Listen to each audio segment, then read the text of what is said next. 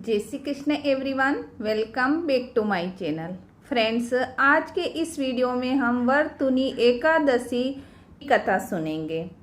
युधिष्ठिर ने पूछा, हे वासुदेव, वैशाख मास के कृष्ण पक्ष में किस नाम की एकादशी होती है? कृपा करके उसकी महिमा बताइए। भगवान श्री कृष्ण बोले, हे राजन, वैशाख मास की कृष्ण पक्ष की एकादशी वर्तुनी एकादशी के नाम से जानी जाती है। इस लोक में और परलोक में भी सौभाग्य प्रदान करने वाली है। वर्तुनी के व्रत से सदा सुख की प्राप्ति और पापों की हानि होती है। वर्तुनी के व्रत से ही मानदाता तथा धुनंदुमार आदि अन्य अनेक राजा स्वर्गलोक को प्राप्त हुए हैं। जो फल 10,000 वर्षों तक तपस्या करने के बाद मनुष्य को प्राप्त होता है, वही फल इस वर्तुनी एकादशी का व्रत रखने के मात्र से ही प्राप्त हो जाता है। हे नृपश्रेष्ठ, घोड़े के दान से हाथी का दान श्रेष्ठ है। भूमि दान उससे भी बड़ा है।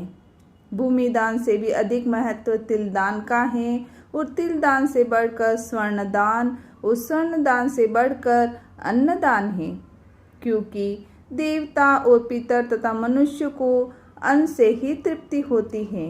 विद्वान पुरुषों ने कन्यादान को भी इस दान के ही समान बताया है। कन्यादान के तुल्य ही गाय का दान है। ये साक्षात भगवान का कथन है। इन सब दानों से भी बड़ा विद्या दान है। मनुष्य वर्तुनी एकादशी का व्रत करके विद्या दान का भी फल प्राप्त कर लेता है। जो लोग पाप से मोहित होकर कन्या के धन से जीविका चलाते हैं, वह पुण्य का क्षय होने पर यातनामय नरक में जाते हैं। अतः सर्वथा प्रयत्न करके कन्या के धन से बचना चाहिए। उसे अपने काम में नहीं लाना चाहिए। जो भी अपनी शक्ति के अनुसार अपनी कन्या को आभूषणों से विभूषित करके पवित्र भाव से कन्या का दान करता है, उसके पुण्य की संख्या बताने में भी चित्रगुप्त भी असमर्थ है। वर्तुनी एकादशी करके भी मनुष्य उसी के समान फल प्राप्त करता है। हे राजन, रात को जागरण करके जो भगवान मधुसूदन का पूजन करते हैं, वह सब पापों से मुक्त और परम गति को प्राप्त होता है। तो अब मैं वर्तुनी एकादशी की व्रत कथा सुनाता हूँ। प्राचीन समय में नर्मदा नदी के किनारे मानदाता नाम के राजा थे। राजा का धर्म निभाने के साथ ही वह जप और तप करते रहते थे। साथ ही प्रजा के प्रति दया भाव रखते थे। एक बार वह तपस्या में लीन हो गए तो एक भालू ने उनका पैर चबा लिया और राजा को जंगल की ओर खींच कर ले गया।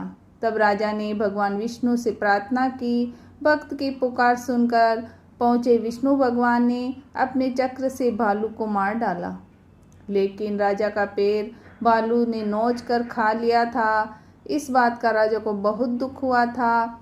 राजा को दुखी देखकर विष्णु भगवान ने कहा कि राजन, भालू ने जो तुम्हारा पैर काटा है वह तुम्हारे पूर्व जन्म का पाप है, जिसकी सजा तुम्हें इस जन्म में भुगतनी पड़ रही है।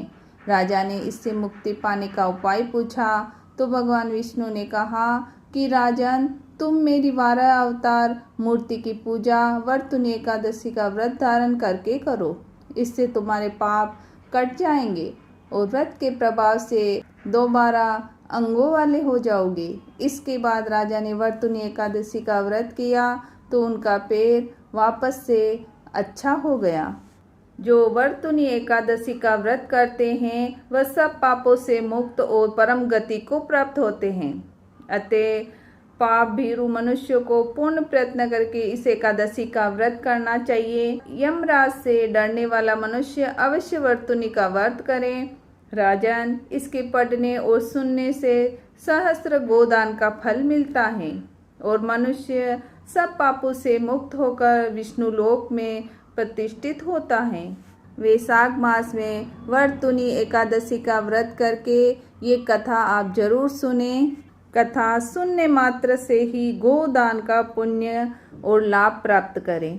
फ्रेंड्स, अगर वीडियो आपके लिए हेल्पफुल हो तो वीडियो को लाइक करें, चैनल को सब्सक्राइब करें और वीडियो को शेयर करें। Thank you.